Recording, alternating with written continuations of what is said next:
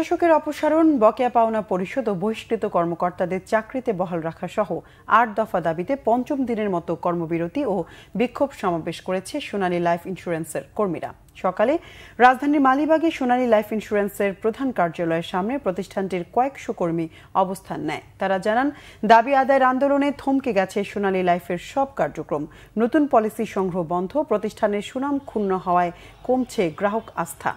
সংজ্ঞা তৈরি হয়েছে আর্থিক লোকসানের। আন্দোলনকারীদের অভিযোগ, দুর্নীতি আর আর্থিক অনিয়মের তদন্ত করতে এসে প্রশাসক নিজেই অনিয়মে জড়িয়ে গেছেন। পুরনো কর্মীদের নিয়ম বহির্ভূতভাবে চাকরিচ্যুত করে নিজের পছন্দসই লোক নিয়োগ দেওয়া হচ্ছে। এর আগে এসব অভিযোগের বিষয়ে জানতে চাইলে তা অস্বীকার করে প্রশাসক জানিয়েছেন, আর্থিক অনিয়ম ঢাকতে একটি বিশেষ মহল কর্মীদের বিশৃঙ্খলা করতে উস্কে দিচ্ছে।